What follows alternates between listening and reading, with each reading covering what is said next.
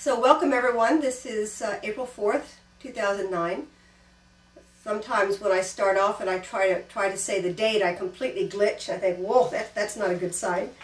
And this is a Pathwork teleconference on spiritual and emotional health through restitution for real guilt, and it's Pathwork Guide Lecture 109.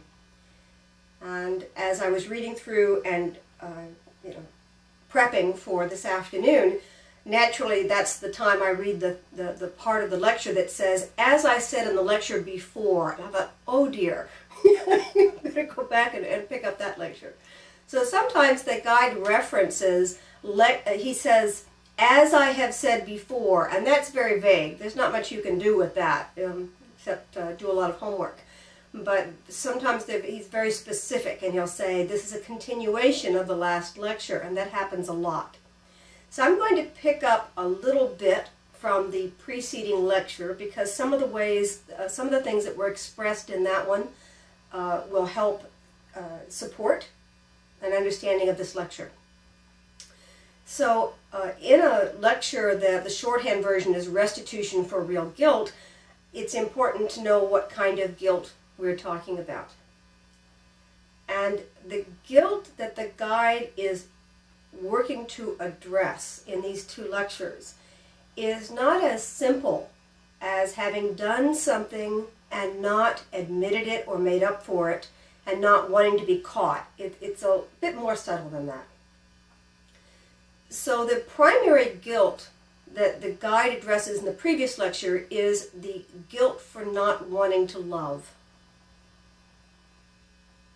And the guide indicates that that's really the source of all guilt. It's the source of all problems.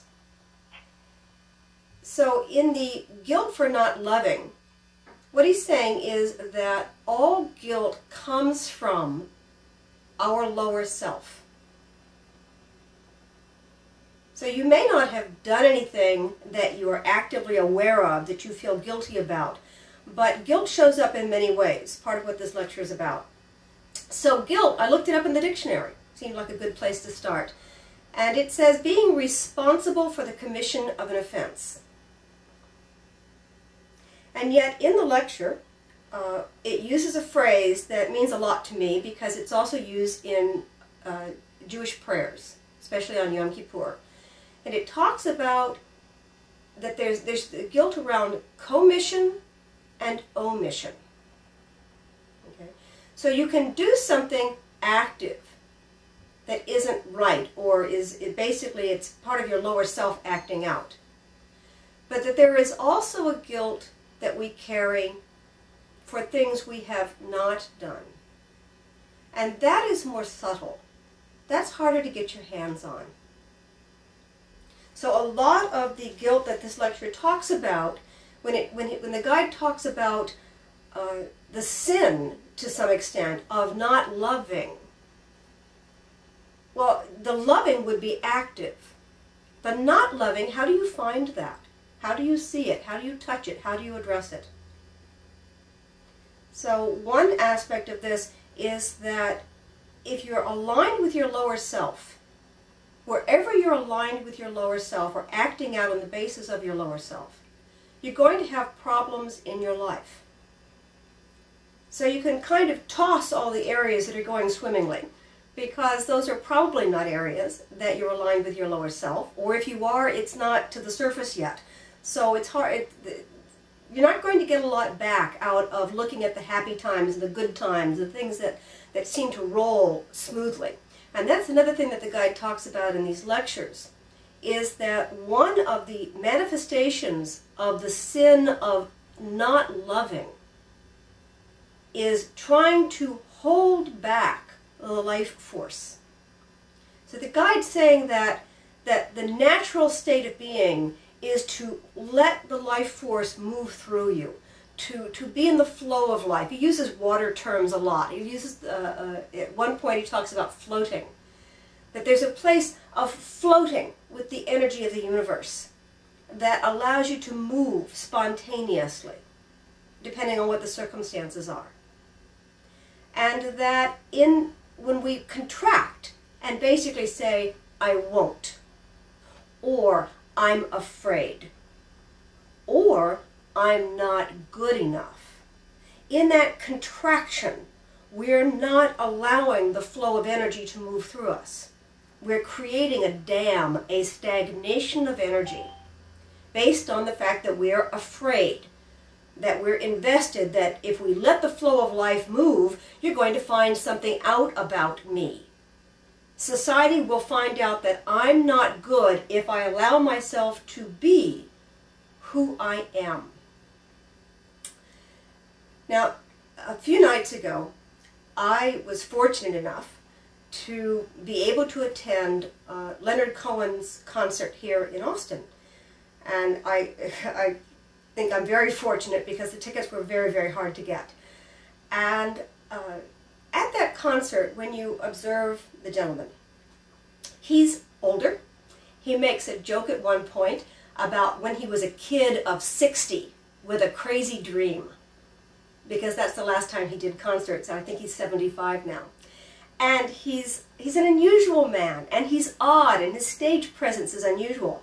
And what I got out of watching him was, for one thing, everybody in the audience adored him. I don't think I've heard applause like that and cheering like that for a performer. And the second thing I noticed was that nobody cared that he was odd. I don't want to go into the mannerisms, but he's an unusual person. And nobody cared. They just wanted to hear him. They just wanted to experience the gentleman's talent and the energy that he put out. And what I took away from that was a sense of my own self where I'm a little bit afraid to put myself out and to be natural, because maybe it'll look funny or odd, or I make too much. I'm sure you can fill in the blanks with aspects of yourself that you tend to hold back or prune. This is what the guide is talking about. Now, he's not saying that this is the worst thing in the world. He's simply saying that in doing this, we're restricting our life flow, and on some level of our being, this is not love. This is not being loving. Besides the fact that you're not willing to be out there and meet another human being the way you are. There's a place where you have judged who you are, and where you're only going to allow out what you think will be accepted, which to some extent shortchanges the other person. So when I say it's not a loving thing to do to withhold yourself, it's not loving to you. It doesn't show a self-acceptance of yourself. It also does not allow another person to witness your real self. So when we only put out what looks good, you wind up with a world full of only actions that look good, and it encourages people who have doubts about themselves not to put themselves out because, well, I'm not that good. So in a slightly circular way, any unlovingness that you feel about yourself, any place where you hold yourself back from loving, you are also setting a stage for someone else to do the same thing. To some extent, you are inviting them to collude that only the best should be put forward. So there's a little circle that's described in the lecture about this. Very tiny, vicious circle. And it's about, the guide uses the phrase impaired integrity. So first he talks about loving energy and being loving and approving of yourself and putting yourself out. And then he switches to a place where he talks about impaired integrity. The place where you are not in full integrity with yourself. Now notice that there's no objective reality to this. There's no standard to put up against you. There's no ruler to say, oh, you're 3 inches short of full integrity. The integrity the guide is talking about is your integrity. However you think things should be like, There are places where your integrity has dents in it. There's places where your integrity doesn't act itself out fully because it would keep you from gaining something that you wanted. And in exercising impaired integrity in the world, we realize what we're doing. We have a knowing. There's a deep knowing in us of what we're doing. And so to compensate for that, we try to seek acceptance from others.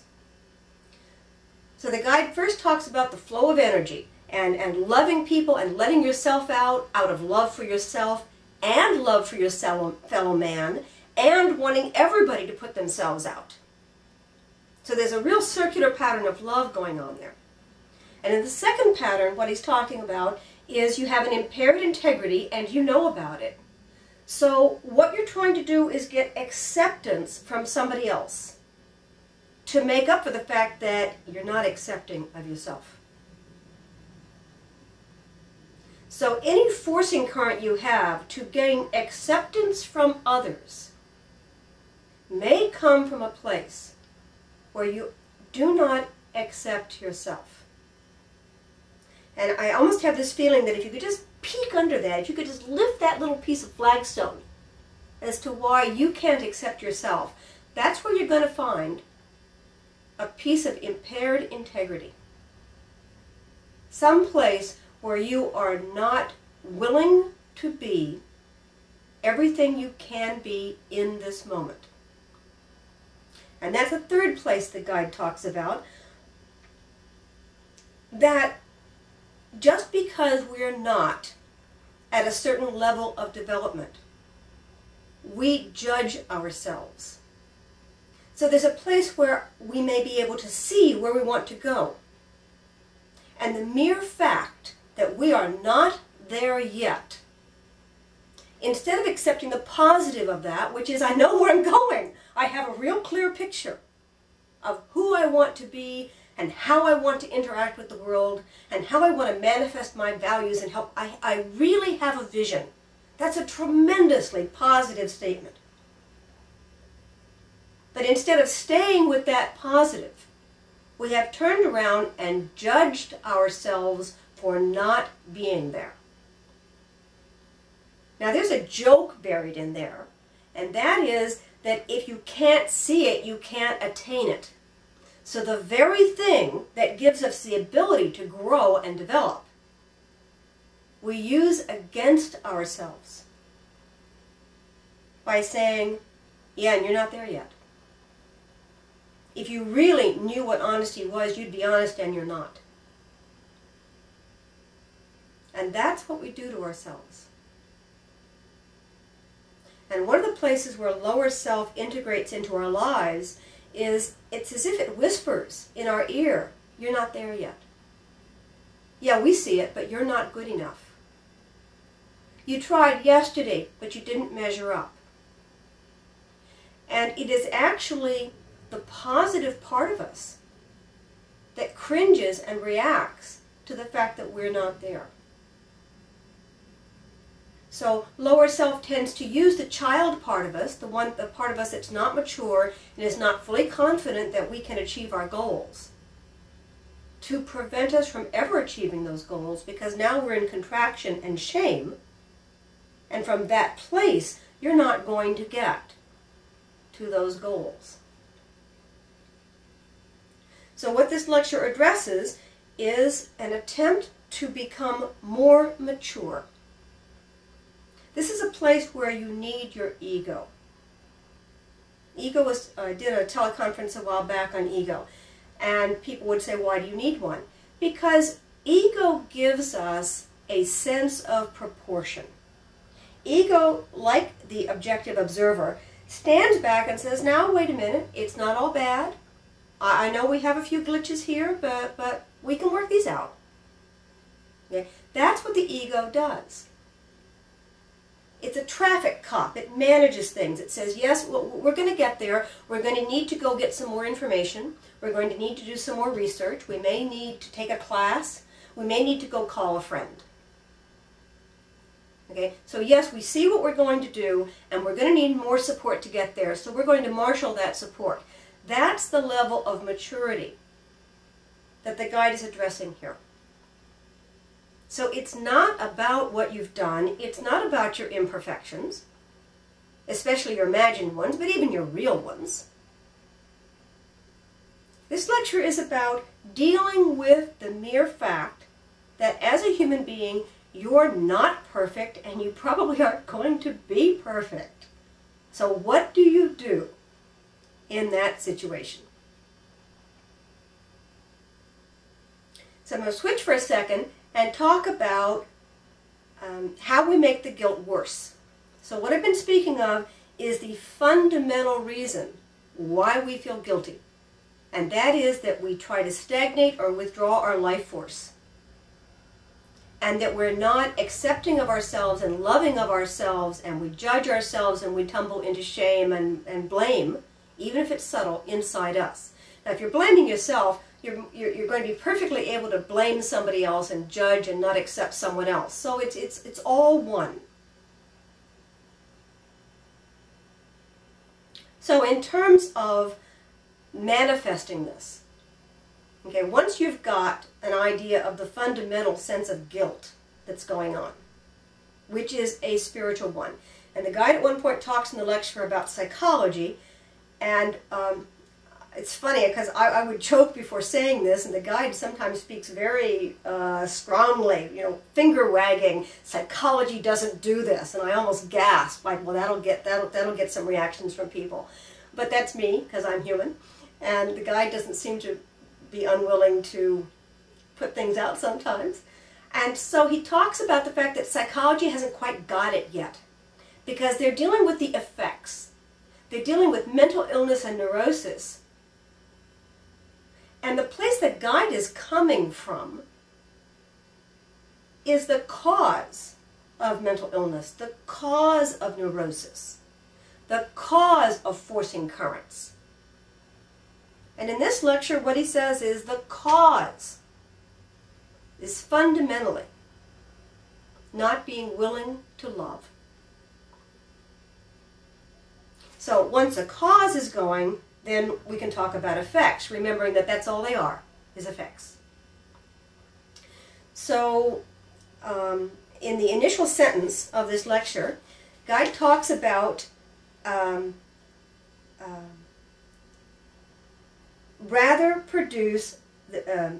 man would rather produce much worse guilts that are untrue than accept the tiniest real guilt belonging to the area of the lower self that he is unwilling to accept. So there are a lot of terms, and I find them very handy. The guide doesn't use them, but I'm going to bring them in. And by focusing on false guilts, some of the mechanisms for focusing on false guilts, one includes exaggeration. And exaggeration is talked about in the lecture on reason, will, and emotion. Because an emotion type will over-dramatize and over-exaggerate a situation.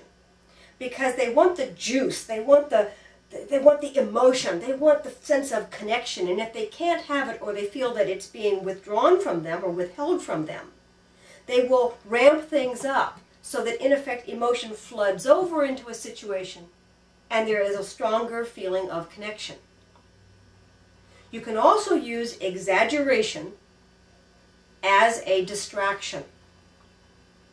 So what the guide is describing is that if I have a fundamental guilt for not loving and therefore aligning with my lower self, one of the ways I can relieve this sense of guilt is to find something else to focus on. To exaggerate some other aspect of my character or personality or something else I have done that is not as serious as this fundamental not wanting to love. But society will play it with those games. So, bad phrasing. That's a sandbox that society likes to play in. So there's a place where everybody gets together and they might be willing to talk and to pick on each other about some things that really aren't so serious. Well, if you're talking about things that aren't very serious, you're not talking about a fundamental guilt for not loving. It's a way of distracting from what really bothers you and filling your life with energy in another area. So psychology uses various terms. One is displacement for this kind of avoidance. So displaced guilt is like the old vaudeville joke that I tell a lot, where somebody's looking for something and the friend comes over and says, "What are you doing? I lost something." And they say, "Where?" And they say, "Over there." Why aren't you looking over there? Because the light's better. Displacement allows you to feel like you're doing something, whether or not you are, when you may be stuck or unwilling to work in the place that actually contains the problem. So displacement, exaggeration, distraction are ways where we would rather deal with false guilt than real guilt. And for two reasons. One is that we may not know how to address the real guilt. But of course, if you don't do it, you'll never learn. So it's a vicious circle in itself. To avoid something, you manage not to learn about it. And the second is that we do have life force. You can never contain life force. So since it can't go where the blockage or stagnation is, we give life force someplace else to go, even if it's not productive, and even if it is counter to the values that we say we hold. And of course, what happens there is that you increase the nagging sense of guilt within you. Now, there are two other ways of distracting yourself that get more and more serious. One of them is a term that I'm very fond of. So when you're fond of something, you use it more than perhaps you should. So here I go. I love the concept and the phrase cognitive dissonance. And what that tries to describe is a place where you're given two realities and they just don't fit. The two realities sound like they must be or, they can't be and they seem to exclude each other. And you can't figure out how these two fit together. Square peg in round hole. So you either throw the round peg away and live with the square hole, or ignore the square hole and live with the round peg. Cognitive dissonance is a way where we cannot deal with the discrepancy between two ideas or two feelings or two situations. And so we choose what to believe. The second is a kind of denial that can start off actively and then become passive.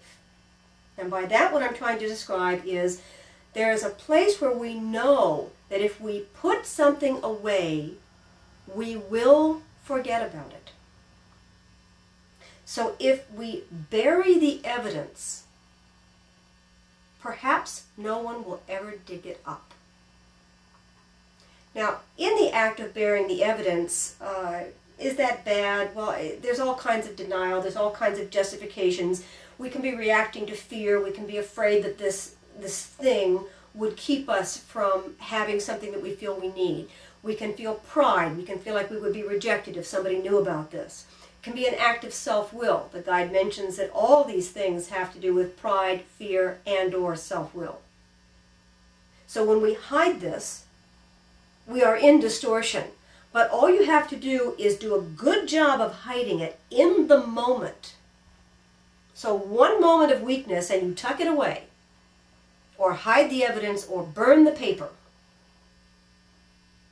And if it never surfaces again, if you've done a grand job of hiding, in theory, you've got away with it. But not according to the lectures, not according to the guide, and not according to spiritual law. What you have done is you have disconnected cause and effect. And yet, on a soul level, on a real self level, you will always know what you've done. The dilemma becomes that your conscious mind may actually forget the circumstances. So, being a movie fan, one of the movies that I like very much for teaching this is the movie Memento, because it hinges on the fact that the character knows that they have a short-term memory problem. The character knows that if they do something now, in 6 to 10 minutes, they will no longer remember it because of a biological brain injury, the inability to retain short-term memories.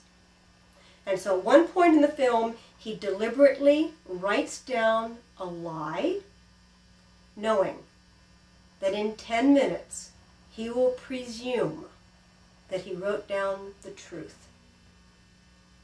And he will never, on a conscious level, be able to unwrap, to undo what he's done.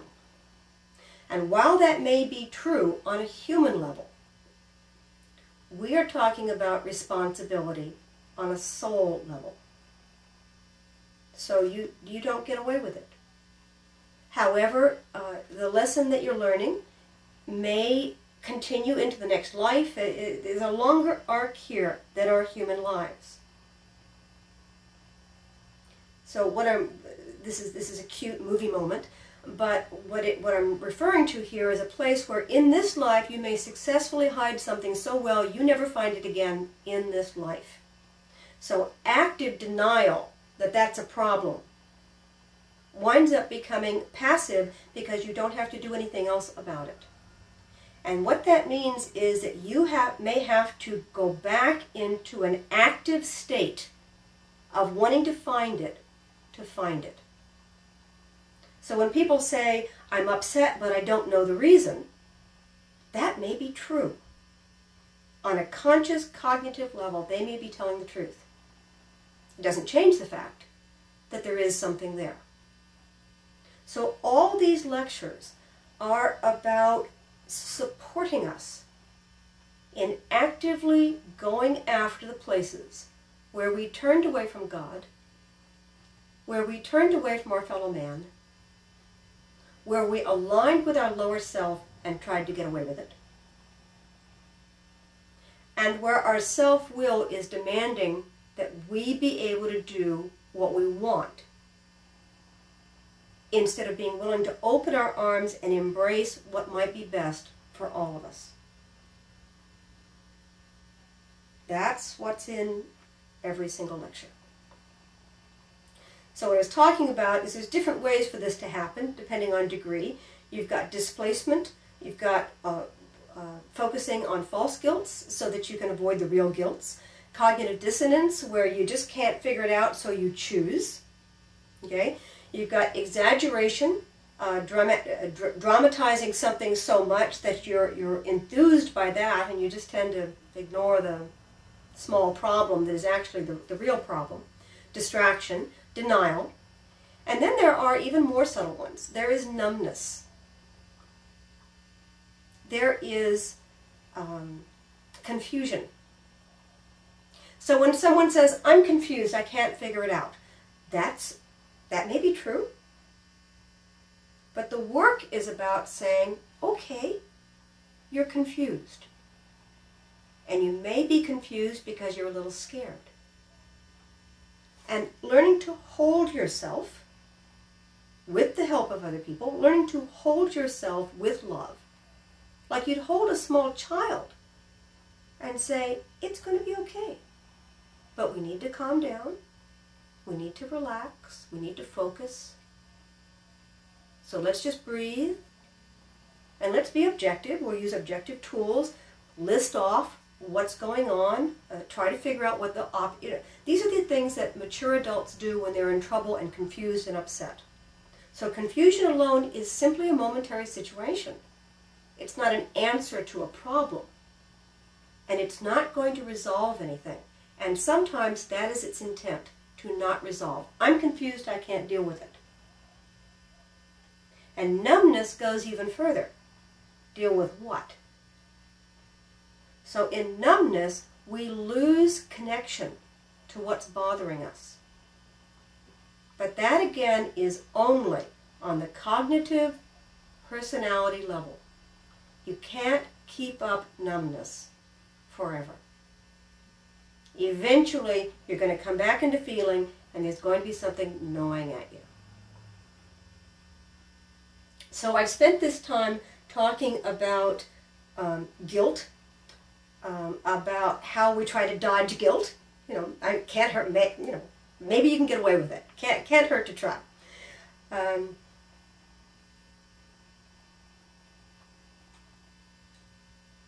Then the guide talks about that there are two steps to dealing with false guilt, real guilt, and restitution.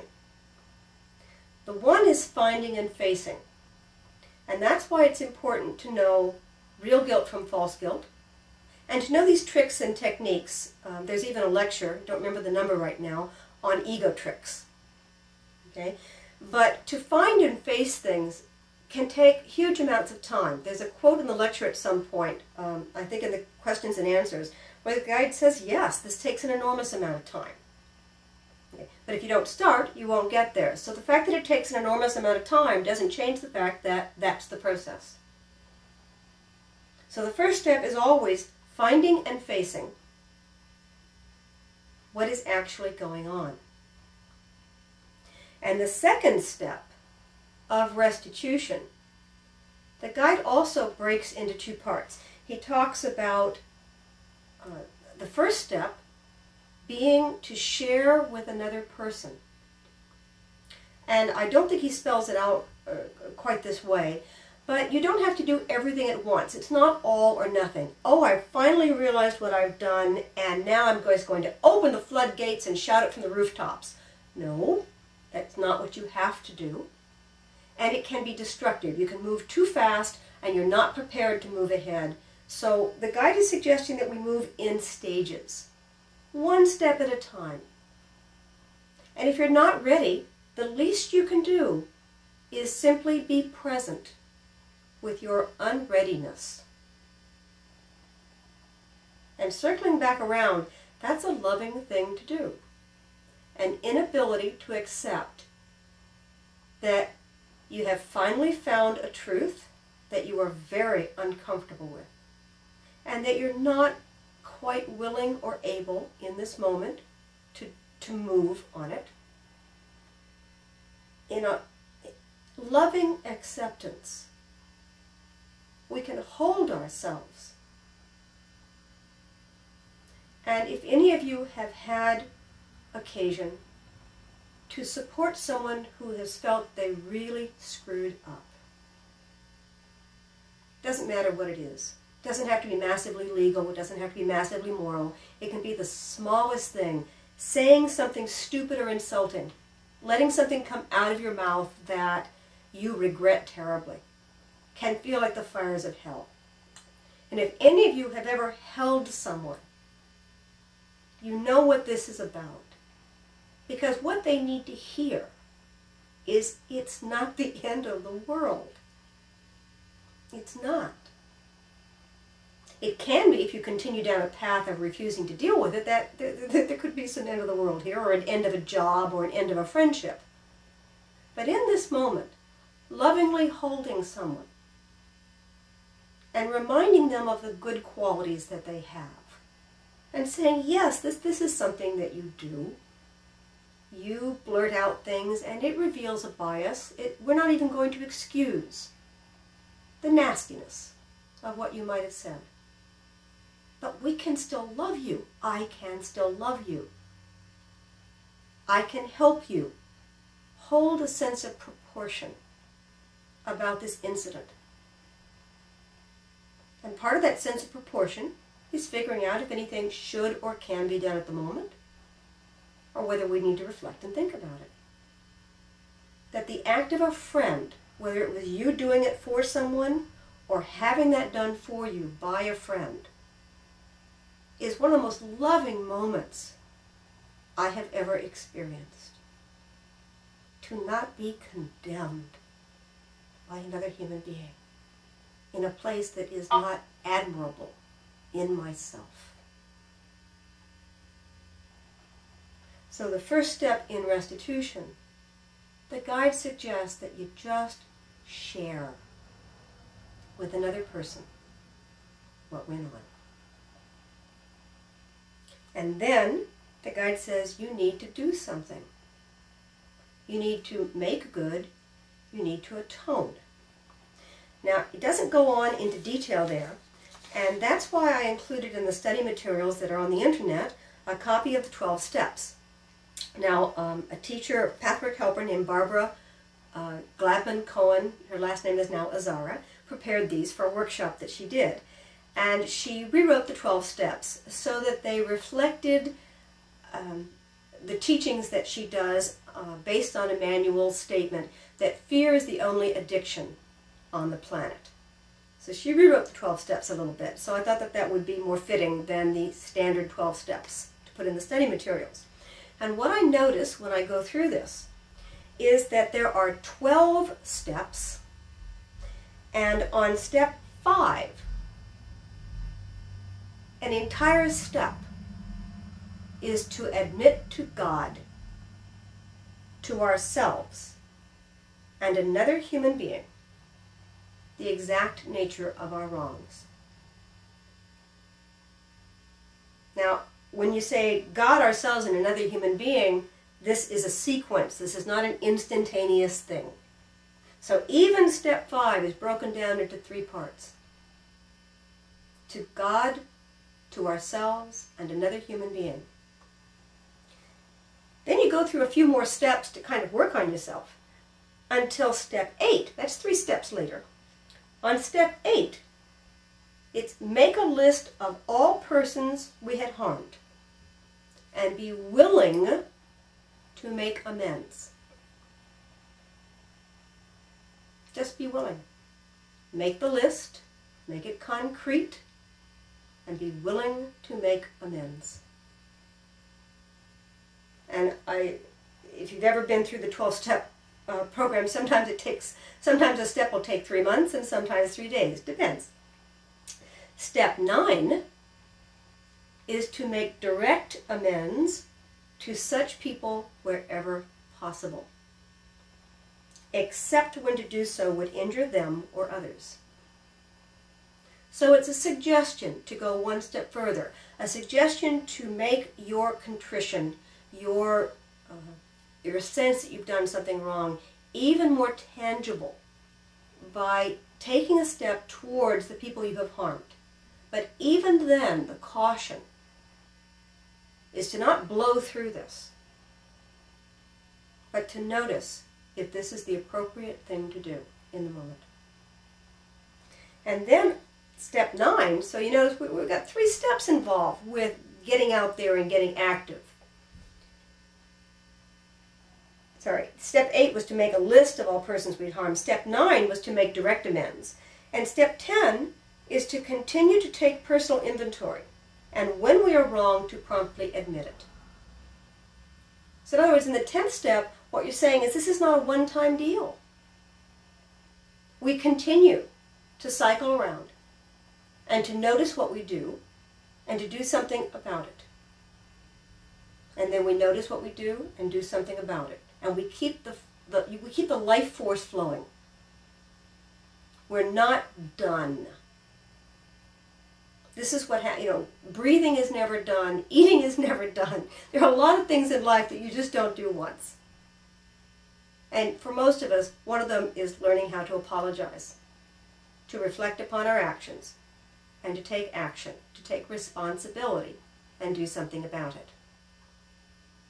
So I included that because even though the guide breaks restitution down into 2 parts, I just noticed that the 12 steps broke it down into 3 or 4, depending on how you count, 3, 4, or 5 parts. This is a big deal.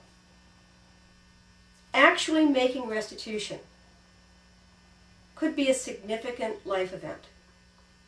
Because the truth is, if you wrecked somebody's car, you can give them another car, you can repair their car, you can do a lot of things, but you cannot put them back to the moment before you did it.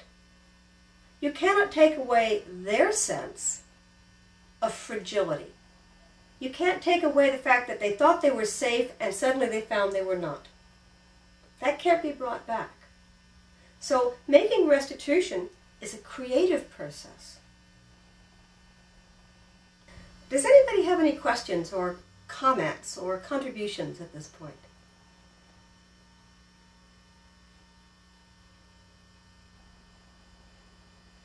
Would somebody hum for a second so I can make sure the connection's still there? I'm here. Okay, thank you. I had muted the phone, but sometimes I have to go reach back and unmute it again. Yeah, and I appreciate that because you can imagine I'm here all by myself talking like crazy. And then an electronic glip could have turned the phone off, so thank you for that. It's helpful. And Jen? Yes?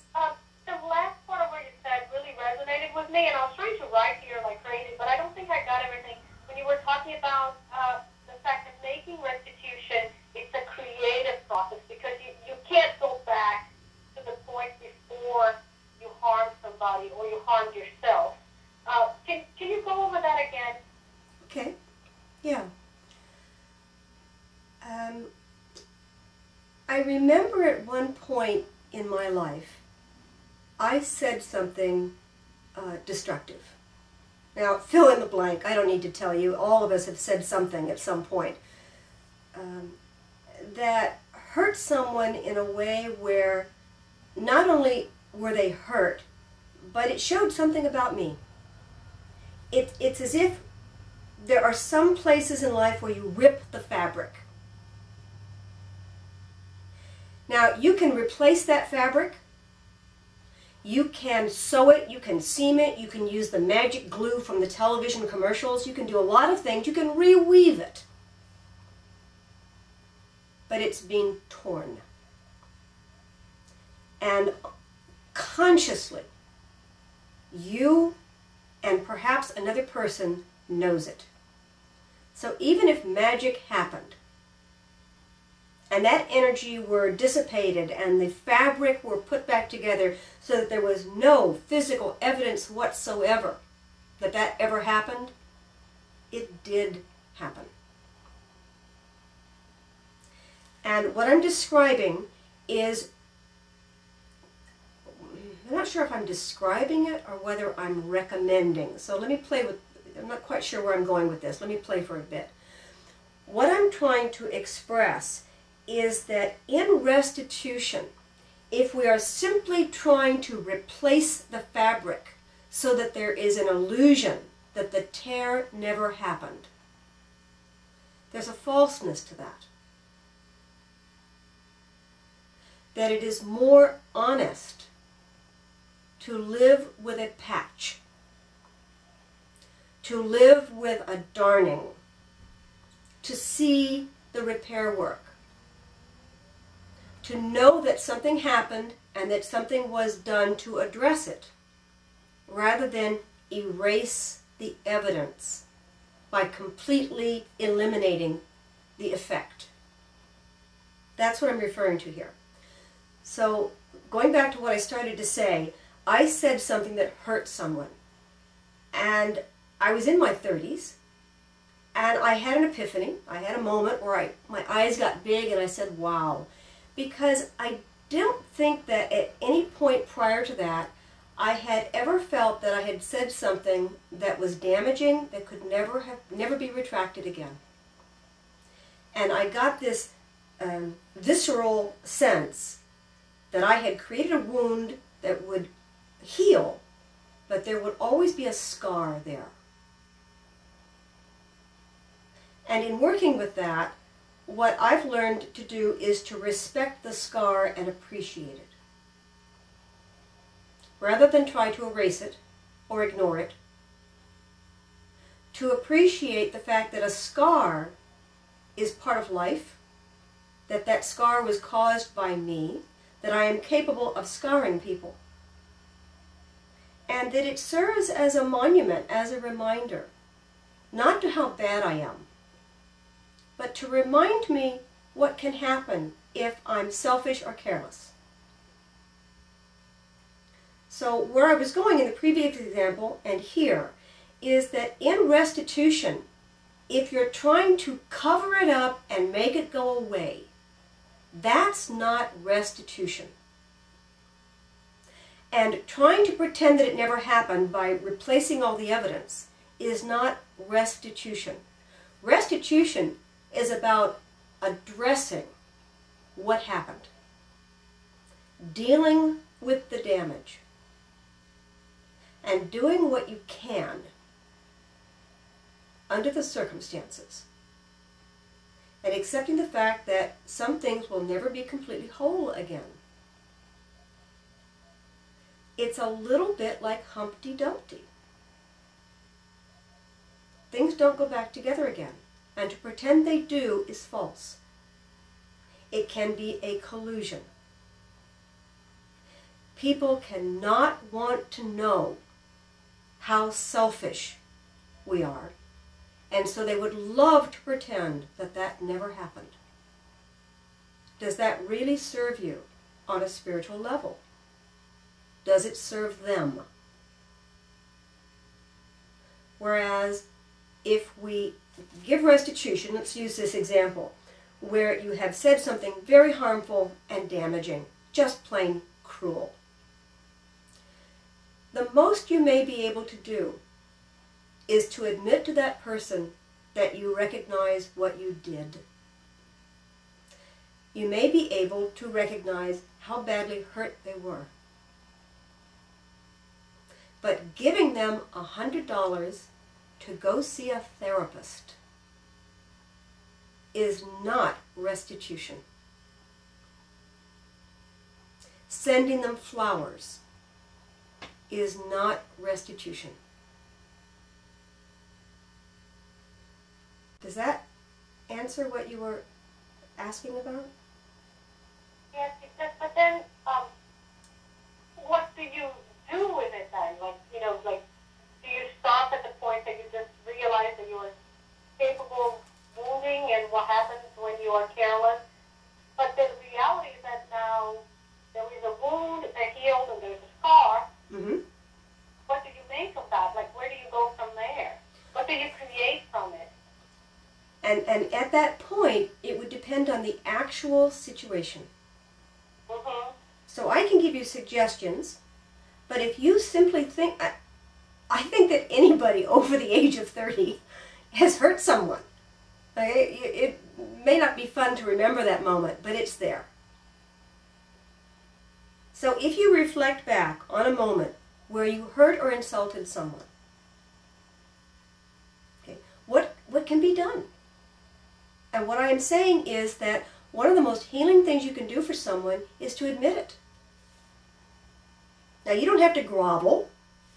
That doesn't necessarily make somebody else feel good, that you're groveling. In fact, that's an example of where you create false guilt to hide the real guilt, where you may exaggerate or over-dramatize the situation until what they say is stop.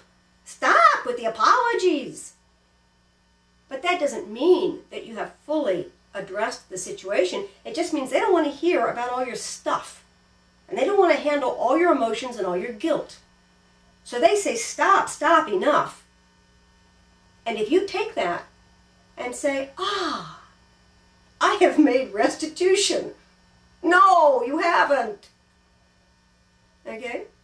Restitution for a casual, cruel statement could go on for years. If you tell a girlfriend that she's fat, that may be true, but that's not the point.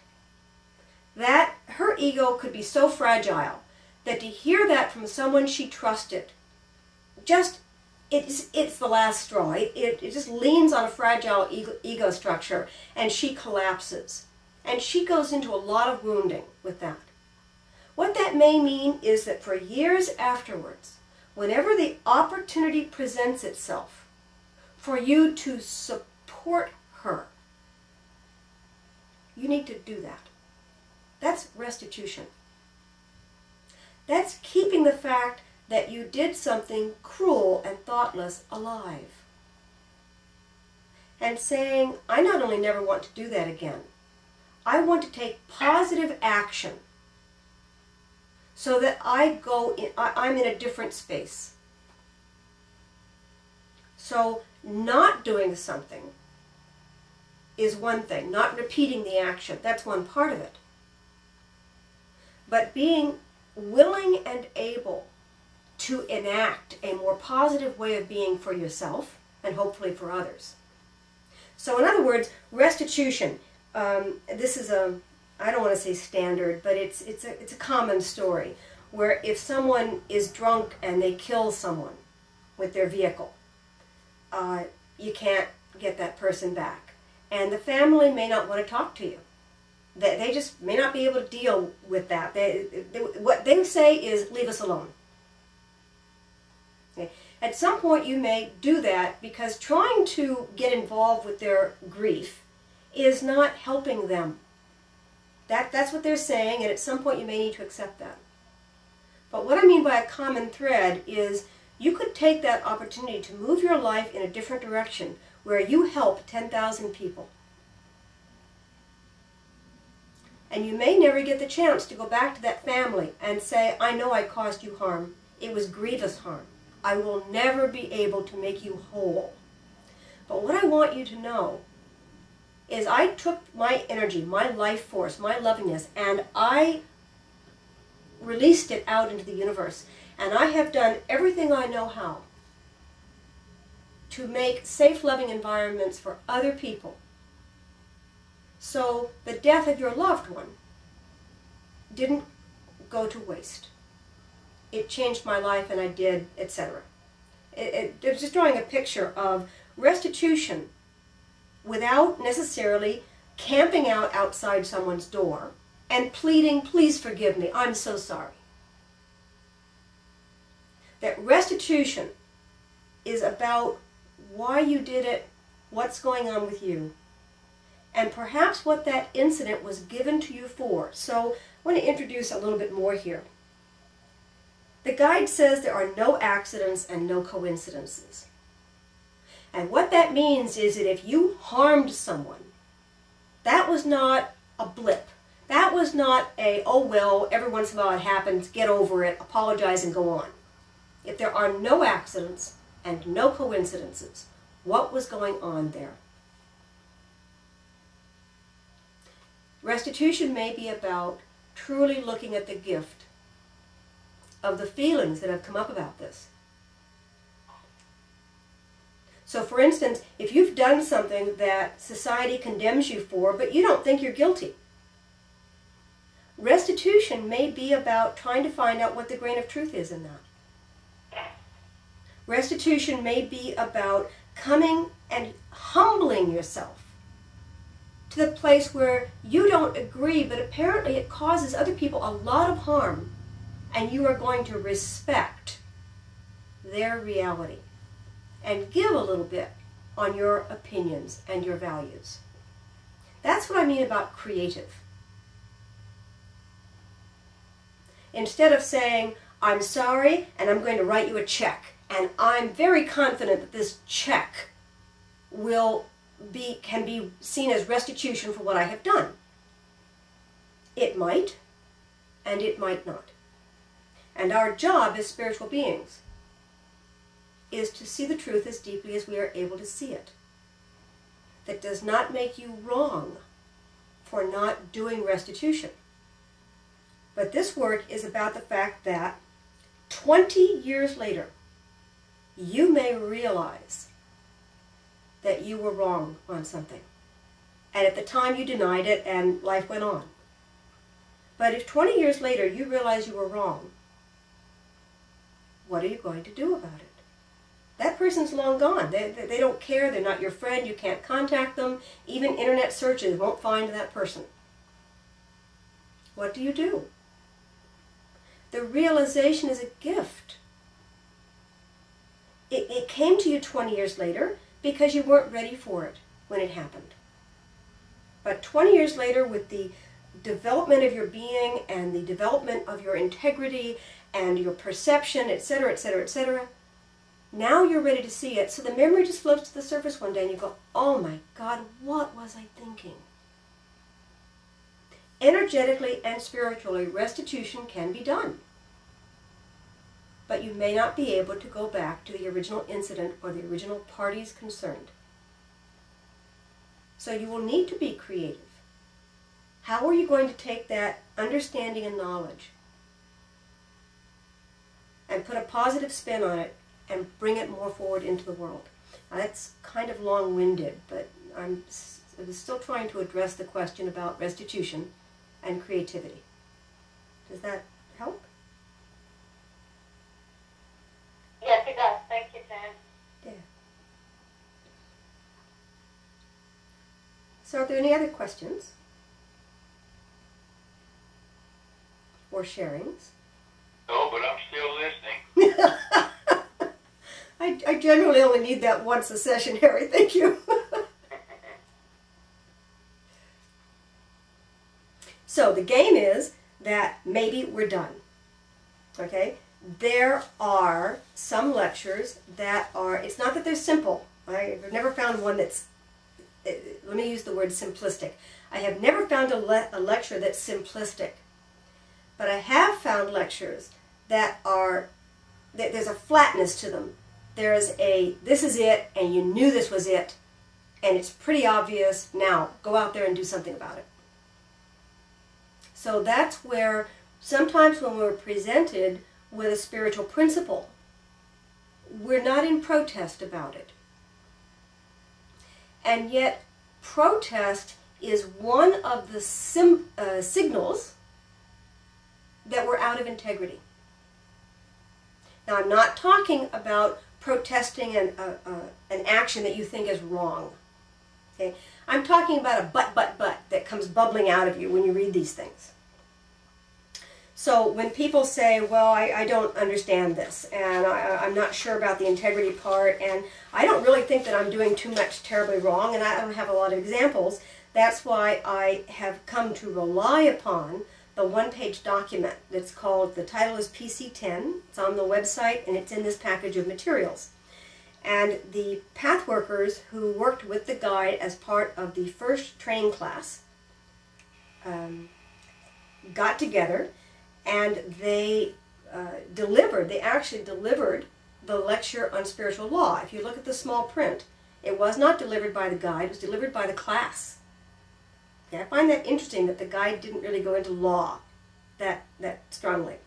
And then they made this one-page digest, which has 9 principles of spiritual law. And what I have found is a teaching mechanism, and I invite you to consider this in privacy, in your own space, that you can look at this document and go down it and read the principles. And on a joke level, because it's faster than spiritual language for me sometimes, on a joke level, find out which one you say, oh no, no, I get all the others, but not that one. Okay? Find the law where you say, I don't understand that. That makes no sense to me.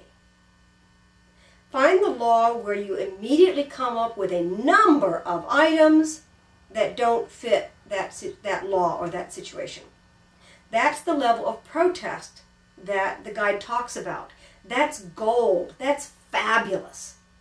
When you protest against something in this sense, you are certainly not willing to accept it, but it's gold because you haven't gone numb. Okay? So submitting or going numb or simply not getting activated by something is not necessarily goodness. It's not necessarily an appropriate response, and it doesn't necessarily help you.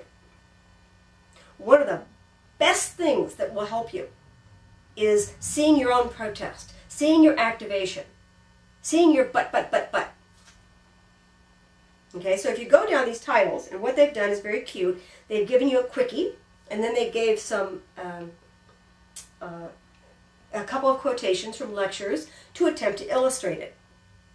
Now, they're not all as clear as perhaps they ought to be, but it's enough to get you started. So I'm going to give a quick example, I hope. But what we've been talking about is the law of cause and effect in this lecture. So basically what the lecture says is the cause of guilt is a fundamental unwillingness to love. That's the cause. And then you've got all these effects. Okay? Sometimes we know what the cause is. Even if we're unwilling to deal with it, we know what the cause is. But sometimes we only have the effects. And if, when we see the effects, we don't take the time to study and work at and go after what could these be about, then it's a natural certainty that we won't find the cause. So the law of cause and effect, and the quote says, every act has its consequences. It is more difficult to see the same relationship between thoughts and subtle attitudes. The more developed person can perceive cause and effect on these less obvious levels. So all the law of cause and effect is saying is that if there's effect, there must be cause. If the effect is wonderful, then maybe you don't want to take the time to find out the cause, although it would be useful, because if you found that cause, you might be able to replicate it and make more good stuff. So these rules, these suggestions, work just as well for the positive parts of our life as the negative parts. The reason why we focus on negativity in spiritual work, at least pathwork does, is because that's where you may find yourself unable to see, where you may have done such a great job of hiding the cause that your conscious mind cannot penetrate. And that's where working with other people, working with literature, whatever spiritual practice you choose to use, this is where exercises, guided meditation, affirmation, there's a lot of material out there to help you. And if you say, I'm a wonderful child of God, and you go, yay, and you just go off in the world and manifest yourself, congratulations. Obviously, there was nothing holding you back but a little push, and you gave yourself a little push, hallelujah, you're off and running. However, if you say to yourself 20 times a day, I am wonderful and a child of God, and still sit like a lump, saying, well, kind of like a child of God, but not good enough, you haven't addressed what you need to address. There's more there. So let me circle around to some things I got out of the Leonard Cohen concert. I watched him and I realized that he was being completely himself. And I think that's one of the reasons why people respond so strongly and spontaneously to him. There's a lack of artifice, a willingness to put himself out and just be with it. And what I looked at was, Jan, where are you not willing to put yourself out because you have judgments on yourself? So by watching a positive example of someone, I realized that I'm not quite that free, and I'm not quite that willing, and I don't believe that I'm that good. Well, where did that come from? So I took it back and I said, how can you be more open? And just as a for instance, one of the ways you can be more open is just to assume that you will be received by the other person. How many of you have walked into a room defended because I'm pretty sure they're going to pick on me for my clothes or my hair or my speech pattern or my idea? That's being in a defended state. What if you walked in the room and said, imperfect as I am, I want to be here. I want to be with you. I'm going to find as much as I can that will contribute, and if I find something that doesn't contribute or hold you back, I will work on it. I may not be able to get rid of it, but I will try to minimize it without repressing it, without pretending it's bad, but I will just notice. I will notice feedback. Now, sometimes the answer is wrong crowd of people. Okay? These guys don't like you. Your values don't work for them. They never did, and that's why you feel so stifled. Well, if that's the answer, Go find a group of people that will welcome you so that your life force will flow. Now, if you're stifled because you're trying to pretend to be somebody else, which you will never be able to do, get over it. Try something different. You don't have to rip your mask off overnight. You do not have to walk emotionally and psychically naked into a room. That's an all or nothing kind of mentality. And to some extent it's a game because it's designed to fail. Very few of us can transform overnight on every single level of our being. We may get an epiphany that shows us a whole new reality, but the next day we're just trying to brush our teeth in a different manner. That's as much as we can handle of this great big epiphany. So any place where you feel that your life force is not moving, start looking at why. You might be in the wrong place with the wrong people. There may be truth. So change and let yourself out. And if they throw you out of the room, they can be doing you a favor. I remember once, we all have our worst nightmare scenarios. And my worst nightmare was that if I did not, and this is literal, I don't sing along. I'm notorious, I'm infamous for the fact that I will not sing along. Once every 2 or 3 years, I will sing with a group of people. It's a long story and it doesn't matter. I don't sing along. So when people are singing, I'm always aware that they glance at me wondering what's wrong. And my worst nightmare was that somebody would say, if you don't sing, you should leave.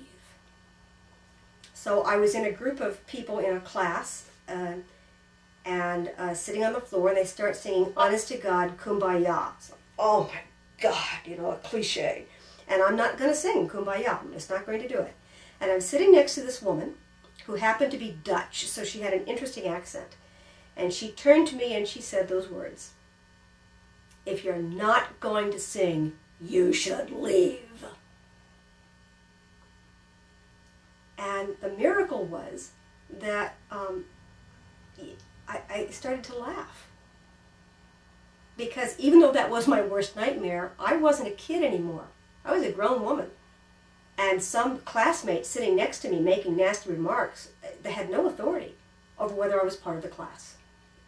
And the class was not being graded on sing-along. It was just something they did with the last 5 minutes of the class. And I don't know who she thought she was, that she could dictate my life to me and dictate what the...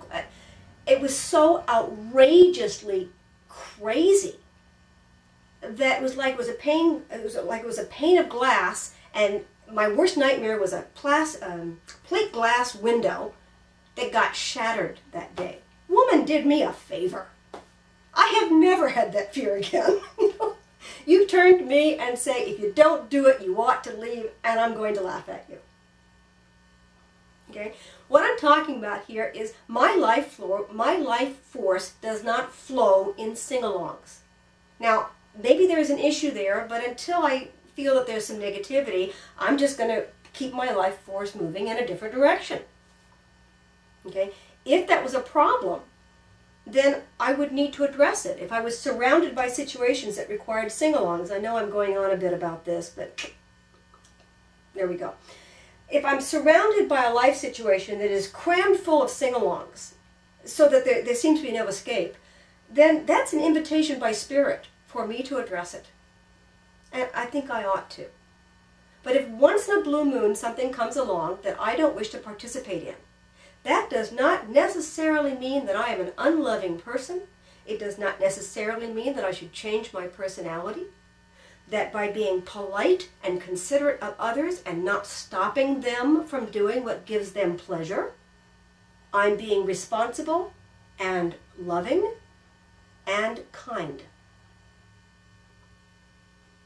And my nightmare was that just holding space for other people wasn't enough. And it was useful to get over that. Now, I honestly don't know what that story has to do with this lecture. So, please forgive. I thought it had something to do with it, and I went on and did it, but there you go. Well, I like the story anyway, but I wanted to ask you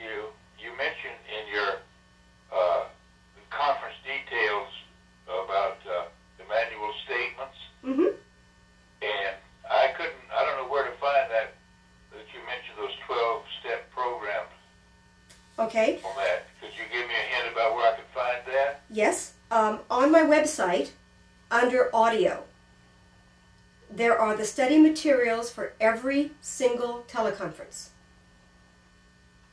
So this teleconference is listed as Restitution for Real Guilt. And if you click on that, it downloads a PDF file that's 5 pages long. Okay. And part of that 5 pages is the PC-10 Spiritual Principles, and the 12 Steps, and a 2-page digest of 109. And why am I saying 5 pages? It must just be 4. Okay? Okay, thanks. And you can always Google 12 Steps. They're rather popular. So you won't have a problem downloading 12 Steps. In terms of Emmanuel's work, I was privileged to attend a couple of workshops with Emmanuel, and so I got interested, and I read Emmanuel's books. And I find his message remarkable, and I've integrated it into my spiritual practice. So I speak of it a lot out of tremendous affection. The fact that Emmanuel and the guide seem to know each other, the fact that both the hosts or the mediums for these two spirits were pathwork helpers, and as much as I love and respect the guide, sometimes it's really nice to hear the gentleness of Emmanuel, because the guide can be very confrontive, and it's useful. And that's what I was trying to describe about the work. There's a place where we need to be confrontive because our defenses are very strong and active. And if we aren't confronted, then it's easy to dodge and just go along in distortion. So sometimes it's very, very useful to undergo, I remember it in either in 108 or 109, there was a phrase, basically, pain is necessary. Pain will get your attention. Pain will tell you something's wrong. And that's what I'm describing in terms of finding the places to work. The easiest way to find places to work is to keep a diary, daily review. I keep singing that song about daily review, daily review. You keep track of the moments during the day when you got your feelings hurt or you felt pain or, totally up to you what you're focusing on. And a good place to work is what that series of moments means from a slightly distant perspective. What I'm suggesting is that there are patterns. Some things hurt you and some things don't. So you've all experienced this. You can be at a dinner with a bunch of people, and people can be saying tiresome things, they can be rude, they can be callous, they can say all kinds of things that you could take personally. You may not take most of that personally, and then one person will say one thing that really zings you. That's yours. The rest of it may not have anything to do at the moment with your personal process. I want to be real clear about that. It's not that it's not important. Negativity in any form is always important. But working someplace where you don't feel a sense of involvement, where there's no juice in it, it's hard to do that kind of work. It's a little bit dry. So why not work where the juice is? Why not work where the feelings have come up? Why do you react a certain way to physical descriptions of yourself, but you don't seem to mind intellectual critique? Isn't that interesting? Does that mean that your mind is safe and your body is not? You can hear this where you could go on, I don't know what the situation would be. And that's why when we come down to specifics, sometimes I really bemoan the fact that I cannot be specific in these teleconferences, except when I use myself. But there's a reason for that. The specifics are always unique to the individual, even though there may be a universality to that experience that really touches all of us. But when we talk about the universality, we have a tendency to go into intellect. And that's not effective. And that's also in this lecture. That theory doesn't cut it. That in theory, you can agree with something. But when your emotional reactions show you that you may feel or think something different. That's gold. That's a place for you to work on. Race, gender discrimination, resenting old people versus young people, loving babies and not loving 7-year-olds. Isn't that interesting? What's the difference between a baby and a 7-year-old? Aren't they both people? Well, there's a style and a preference, and there's a personality element, and there's a lot of benign qualities that may mean that you relate better to one age group or one type of person than the other. And if that's all it is, you don't have to worry about it. But for instance, if you're around 4 different children that all are supposed to have a similar relationship to you, they're all nieces and nephews, they're all grandchildren, they're your children, and you have an extremely strong connection with one, and you feel a distance to another. The question would be why? What's going on there? Because when children especially see that kind of favoritism or prejudice, they take it in and think it's them. Their only frame of reference is it must be me. Uncle Bob doesn't like girls. Granny likes babies. I'll behave like a baby. That's what's going to happen to children.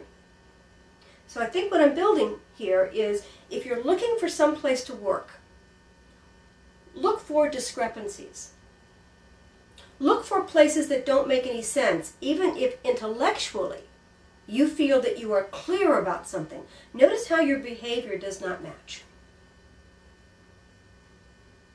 And when you look at discrepancy and you find the place in the middle, that's a place where you may find that you don't feel as comfortable around teenagers, for instance, because you feel judged by teenagers, but you feel very comfortable around a small child that has not quite got a grasp of what should and shouldn't be, and doesn't have their own value system yet. Again, that could be a place that's quite benign. But it could also mean that if you're favoring one child over the other, you're doing it for self reasons. And that what's actually going on is selfishness. Now, what this lecture talks about is when we cloak selfishness and call it personal privilege, and that's just the way I am, and that doesn't mean anything, we're not learning about our own selfishness. We're hiding. It's not that you're bad, it's not that you're wrong. But this could be a place for you to work. And if you don't bother to see it, and you don't bother to work there, then it won't get addressed. And as a general rule, where you don't work just gets, if there's a negativity there, where you don't work gets bigger and bigger and bigger and bigger over time. And in the lecture, The Spiritual Meaning of Crisis, there's a description of that, was if you can't deal with the small stuff, it'll get bigger, don't worry about it. Because fundamentally this is about spirituality.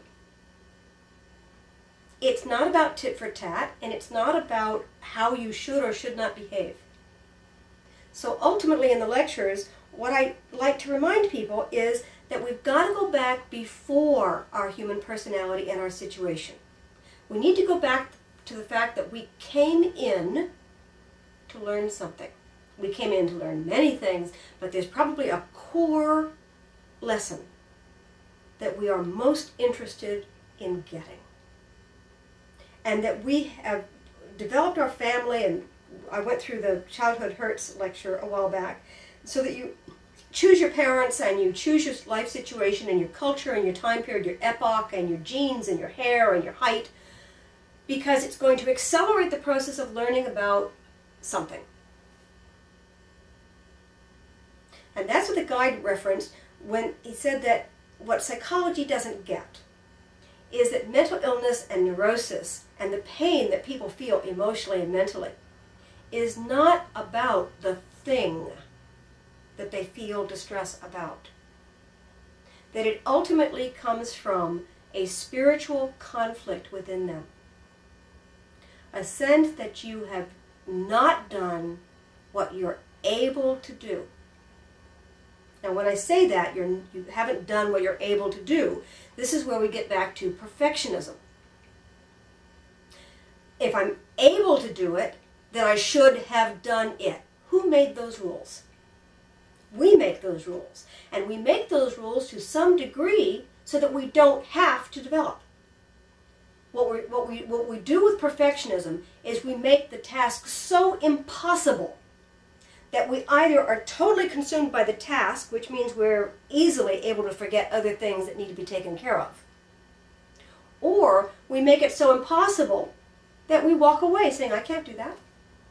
I can't be that perfect. I can't be that good. I watched a documentary on Mother Teresa, and I was deeply touched by the documentary because Mother Teresa doesn't think she's a saint. Didn't think she was a saint. Mother Teresa had a tough time with poverty and dirt. But she had a mission, she had an idea, she had a goal, and she was going to enact it. Her sainthood, I'm interpreting here, the sainthood is not about not being able to see something. Sainthood is not about not having feelings about something. Sainthood is about moving forward anyway, through the most insane difficulties, doing something that to the rest of us is absolutely unheard of and impossible. So, in perfectionism, we're setting up a straw picture of too perfect, can't do it. Instead of saying, okay, that's a goal, I'd like to get there, might not get there during this lifetime. Okay, I'm going to have to accept that. I'm going to start. Another example that I use is if you want to move a mountain of gravel from one place to another place, you can get a truck and you can get pitchforks and you can get shovels. Okay, you can also take that mountain of gravel one stone at a time and move it to the other location. Yeah, but that will take a long time. So, it'll get moved.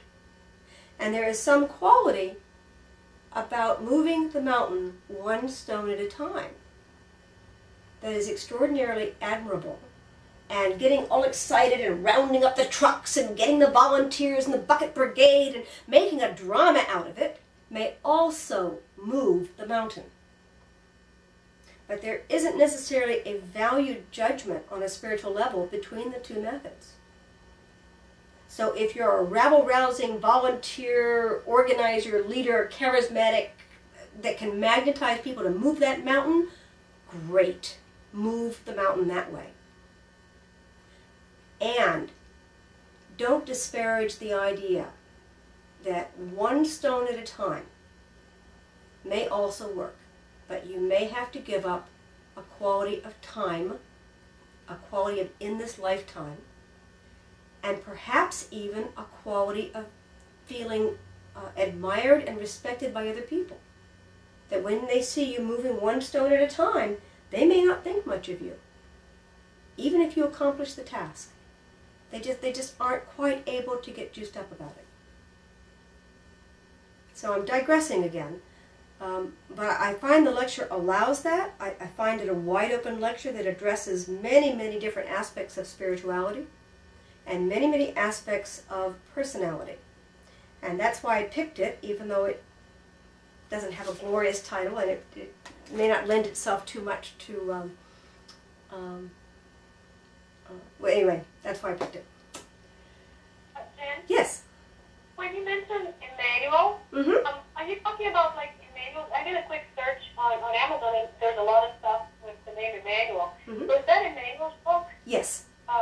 By Pat Stanton and Pat Rodegast. Okay. So That's that's it. the one. Yeah, there's a singer called Emmanuel. There's so many things with Emmanuel in there. Yeah, because it comes from the Bible and because it's involved with a lot of biblical stuff, it's a common name. And I apologize because it would have been easy for me to say Emmanuel and Pat Rodegast is the medium that presents Emmanuel. And to my knowledge, there are 3 books only on the market, And I think it was her son who did the illustrations, which are also delightful. And you help, the book is actually called Emmanuel's Book. Mm-hmm. But there is book 1, book 2. So many, yeah, there's like book 1, book 2. And book 3. And book 3. Right. That's it. That's all there is. Yeah. Okay. But it's just that Emmanuel was a common name, so there were so many other Emmanuel things that popped up. Yeah. Yeah. So are there any other questions, or perhaps we're done for the day? Going once. Going twice. I actually laughed, Jen. Earlier when you asked for questions, I started speaking, and it took me a while to realize that I'm on mute. Oh, yes. Go ahead. So I had a question, but I think you answered it but it was a little earlier in the talk, but I want to mention it. When the restitution or when the expression after hurt is, I'm sorry, I made a mistake, Mm-hmm. and that's all there is to it. Mm-hmm. What I get from the depth and the detail that you went to, that's not a restitution, or at least not a complete one. Is that's how you see it? Always understanding that in a given situation, that could be huge. So let me flesh that out a bit. For a person who has never in their lifetime apologized for anything, that could be the top of the mountain. For someone who says that 20 times a day, it's loose change.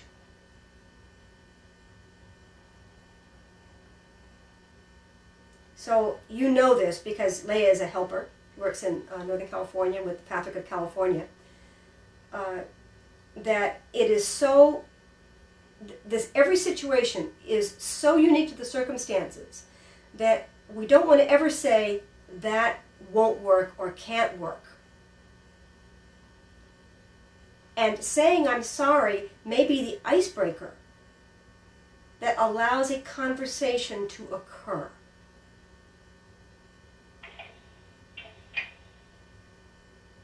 So I know personally how very painful it is to try to say you're sorry because you think somebody's going to take the opportunity at that point to say, and you should be. But if you don't start the conversation, how do you really do restitution? Sometimes, well, here's an example. I can understand a situation where restitution would be that you have hurt someone and they are dying to let you know how badly. And you know it's coming. And you know that at the slightest opportunity, they are going to give you what for. That's a Southern expression, what for.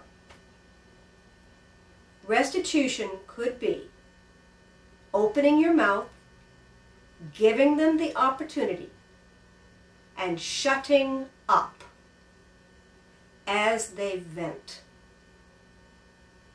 That person may find that venting, if and only if it doesn't generate anger in you so that it becomes a tennis match of anger, but giving someone the opportunity to vent their anger, they're probably going to vent more than the situation called for. That can be a gift that you give someone. So in that situation, saying I'm sorry would depend upon what happened next, as to whether it was real and worthy and what else needed to be done.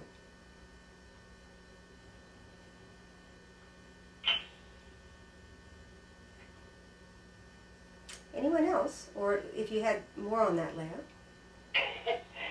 I could. But, okay. No, I hear what you're saying. It depends on the situation, and what I get from what you're saying is that also there's a place of feeling into the field, whether it's an open field to express more, then that could be enough. Mm-hmm. And if the field is closed, and if that was sort of sealing the deal type of a thing, then it's maybe not. Mm-hmm.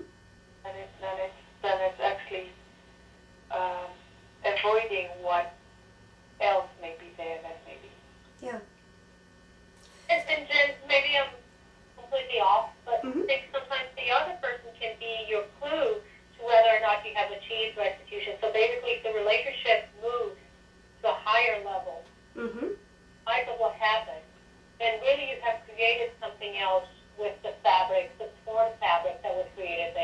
Yes.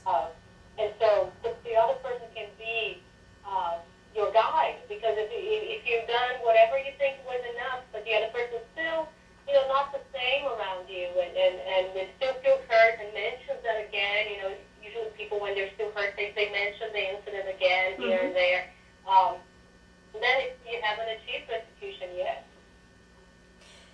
And part of your restitution may be never achieving restitution. That's right. Like maybe that person will never trust you again, and that's paying the price as well. Yeah.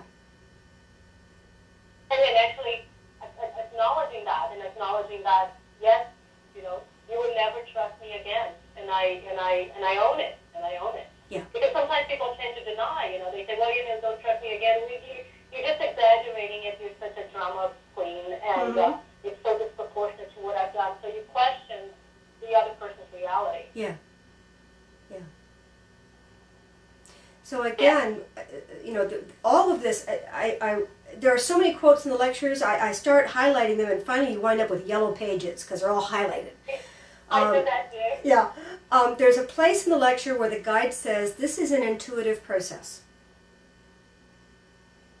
Okay? This is not something that you can learn by rote. And this is where, when you say, I guess saying I'm sorry isn't enough, that depends. It's energetic. So intuitively, saying I'm sorry may be a necessary first step, and nothing else is going to happen until you say that. But that's not enough. That's not going to finish it off.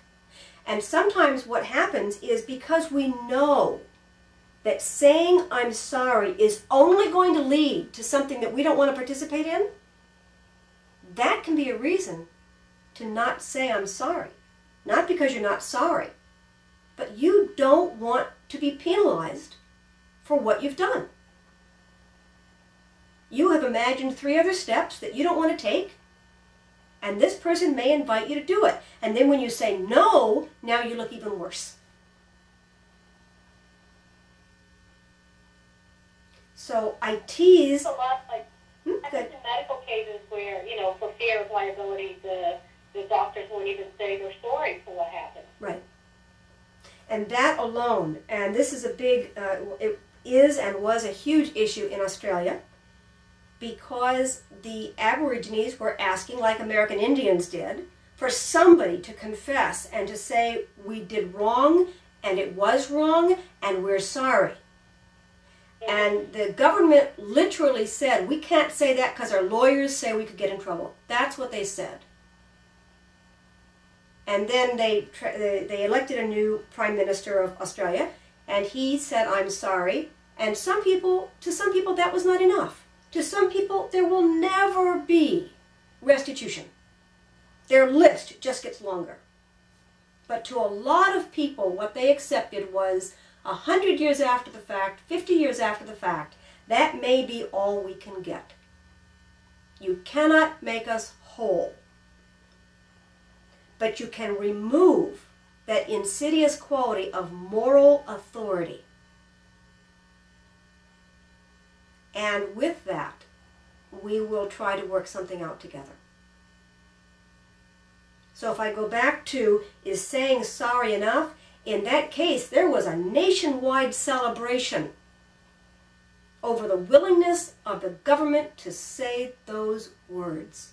It was huge. And again, for some people, it's not enough. But you do what you can. And John, Mm-hmm. is there a restitution when both agree on that, or it's just that as soon as you feel well, is that okay, or it should be in both sides? Again, if you're asking specifics, you're probably thinking of a particular situation, and the energy of that situation needs to be honored. For me to answer a question generically does not honor the reality of what happened. Now, I know that's frustrating, and for years I have wanted answers, and Pathwork doesn't give them very often. what is available in this lecture are suggestions for what you might think about as you puzzle through this. Does that make sense? In other words, what if you and only you could make the right decision, and any act of palming it off to somebody else saying, what do you think I should do, actually diminishes the opportunity for you to look at this situation more creatively and differently. So in not answering the question, I not only want to honor the actual situation, but I want to honor the fact that it's on your plate, not on mine. And something that's on your plate is on there because there's some glitch or stagnation of energy, or there's something that puts it on your plate. Does that make sense? In other words, for you to ask the question means it matters. Okay? And you may not be able to verbalize to me the actual energy and details. So I could give you, I could miss the mark. Assuming I was good enough to hit the mark, I could still miss it by not having the information. But you have that information. And I would like to honor the fact that you have something that you may be puzzling with, that it could allow you to see things in a deeper, more loving way.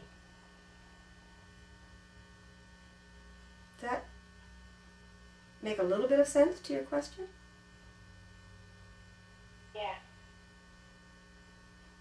And it's useful to work it out with people. That's what groups are for. That's what friends are for. That's what family can be for. Sometimes it takes hours to noodle out what a situation is about. We're not meant to do this work alone. We're not solitary creatures. And that can be something that you can bring to a small group of people that work together. In 108, at the end of 108, the guide talks about groups. And there's some interesting suggestions. Once again, in the lecture just before this, 108, there's some interesting suggestions for what would make a group alive. And one of the things the guide says is that if everybody put forward what they don't know, the group will become lively. That there are two things that deaden a group. One is not putting forward, and the other is to put forward in a boisterous way that is more about power and trying to feel important or gain acceptance. Neither one of those is real. So the guide gives this key. He didn't use the word key, but let's use it. The way to make a group lively, to really move energy in a group. Offer what you don't know. It's possible no one knows, and they're fascinated by the exploration.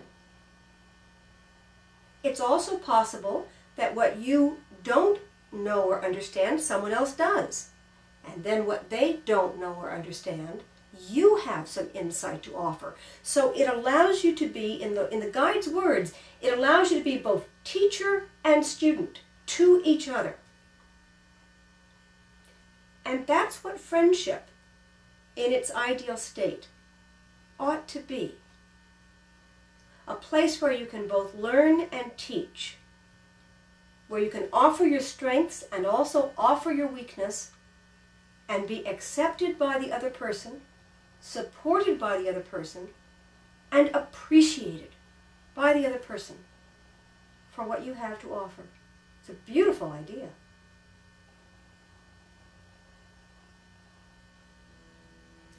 So, we done? I think we are. So I thank you very much for joining me. Very much appreciate your participation. Very much appreciate your comments and questions. And I hope you join me in 2 weeks' time. So thanks very much. Thank you very much, Sharon. Thank you. Thank you, Jan. Bye-bye. Bye-bye.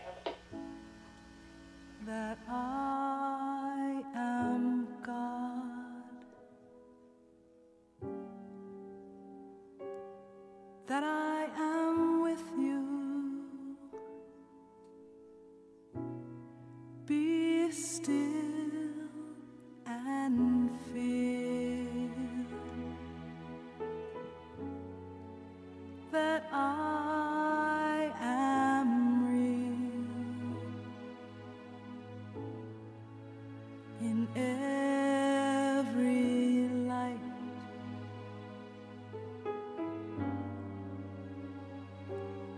in every shadow.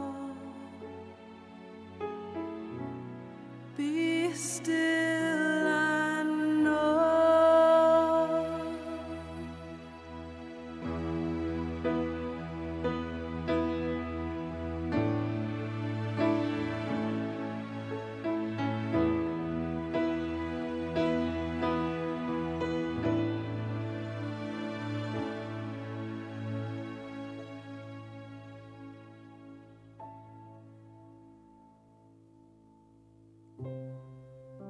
I never left your side, not since you said goodbye and wandered off through the dark and forgot your way home. Oh, love, be still and know that I am God.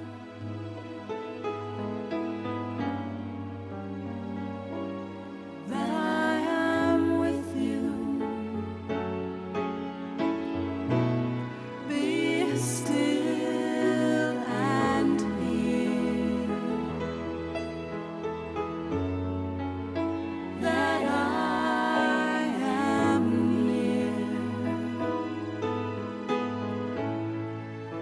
Your every breath,